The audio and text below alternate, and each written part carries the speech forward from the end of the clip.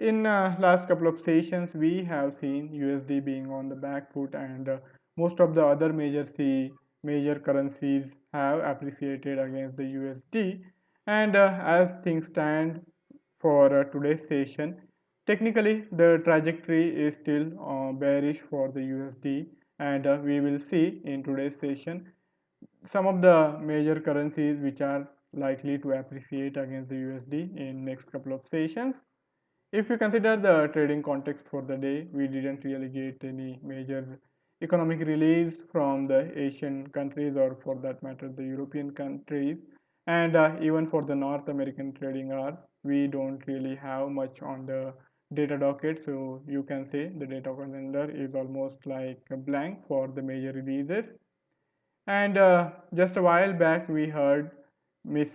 Lagarde, the president of ECB, and she didn't really talk about the monetary policy in her speech. Rather, one critical thread which emerged is this emphasis on the possible introduction of digital euro in coming days, sorry, not days, in coming months. So we will be focusing on that, and we will be glued for any updates on that front. On the political front, the US stimulus talks are not progressing much, and now the US Supreme Court confirmation hearing is likely to take the center stage. We have the hearing happening in the US Senate, and this is likely to put this economic relief package on the back burner, and we are not expecting any headway. I think we will have to wait after the elections are over for any major package to come in, and it is likely to be announced by the new administration. Now let's shift our attention to the technical aspects. First, we will consider the Euro USD, and then we will move on to the USD JPY. Let's start with the Euro USD's technical outlook. This is the daily time frame chart, and here we have seen the Euro USD rebounding from close to the 50% Fibonacci retracement level of its prior rally. And now, as you can see from this crossover of EMAs, we are likely to see the shifting circumstances for the Euro USD. And now, from even medium to longer term perspective, the Euro USD is again back on track for the bullish run on the higher side, and in near future we will be better served if we continue to look for the buy opportunities in these changing circumstances. So if we are looking for the optimum levels, we will have to watch out for this central pivot point zone for this month's pivot point series, and also the regression curve is now pointing upwards, and I think this trajectory, the change in trajectory for the Euro USD is likely to hold well for next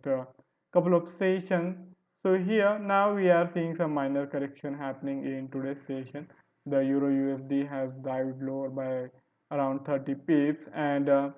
the next major support zone is going to be the central pivot point. So in today's session, we have to see how the Euro USD reacts to this support zone coming into play around 1.178 in today's session, and I think after due consolidation we can indeed look for fresh buying opportunities, but for that the consolidation is the critical requirement, and only after that we can be in a confident mode to take the decision to go ahead for the new trading opportunities. On the lower time frame, we have this upward moving trajectory, the price channel for the Euro USD. The formation has been of higher highs and higher lows for quite a while now, and the next support zone, as per this trajectory using 50, 100 and 200 SMA, the ultimate support is coming close to this 200 SMA, but I am expecting the Euro USD to hold well closer to this confluence of 50 and 100 SMA, that is somewhere close to 1.178. Right now Euro USD is hovering close to 1.18, so we have almost like 20 pips buffer on the lower side to which the Euro USD can lean on if it continues to correct and if it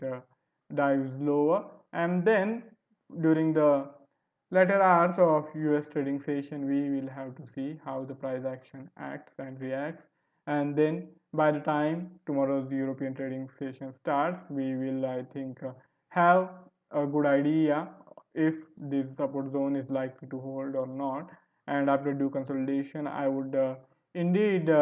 say that this is the opportunity to look for fresh trades anywhere close to 1.178 while keeping the stop loss just little below 1.175, and on the higher side for a risk of around 30-35 pips we can target almost 70 to 80 pips, and the next target would naturally be higher than the prior swing high, which is there around 1.183, as we are betting on the continuation of the formation of higher highs and higher lows. Now let's see how things are likely to shape up for the USD JPY. This is the daily time frame chart, and for USD JPY we have seen substantial rally, almost 200 pips after it made a low closer to 104, but now it hasn't really been able to sustain itself after making the high above 106 and in today's session, and also we already saw in the Friday session this swift move on the lower side, and this is making the technical analysis a bit difficult here, as I feel the USD JPY is at the crossroads and these are critical times for the USD JPY, and we have to see what are the levels which we need to watch out while determining whether to go long or whether to go short or simply to sit on the sidelines. So coming to the lower time frame chart of 4 hourly, you can see that this central pivot point is being expected to act as the near term support for the USD JPY. The regression curve is also still bent on the upside. It was only recently changing the trajectory, and because of that I feel that we have to give more time for the USD JPY to for the clarity to emerge, and then as the opportune time and the technical setup will be in a better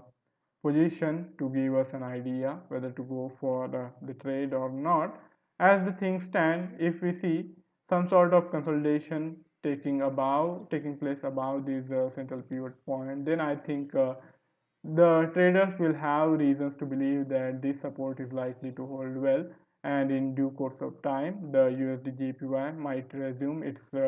rally to the higher side. And if we don't really see the consolidation happening and if we see the break below this critical support, then I think we are pretty much likely to see the change of fortune for USD JPY, and this upward trajectory is likely to give way for the bearish momentum, and then we can expect the USD JPY to dive lower towards its immediate swing low, which is there around 104. Coming to the, I think I haven't included the hourly chart, so I will explain using these 4 hourly charts only the entry points for the trade. So here, watch out for this consolidation phase, and I think we should wait for the North American trading sessions to start. And during the initial hours, we are likely to see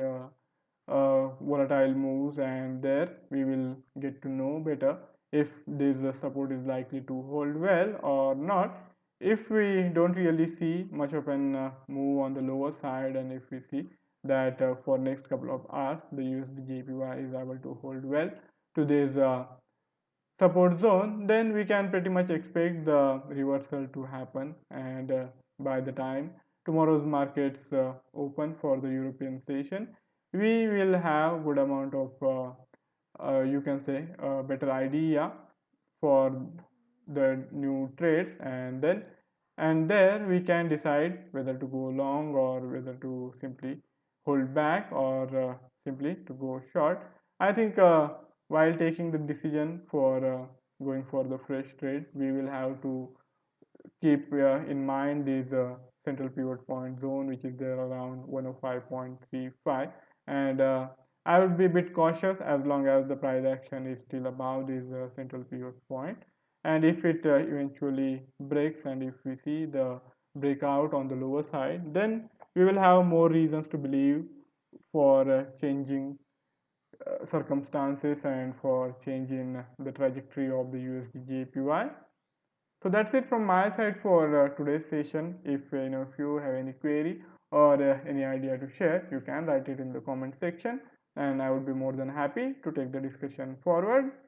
Before I sign off, I would also like to remind of the risk associated with trading in the financial instrument, and one should be careful while using the information provided. Have a fabulous day ahead. Goodbye.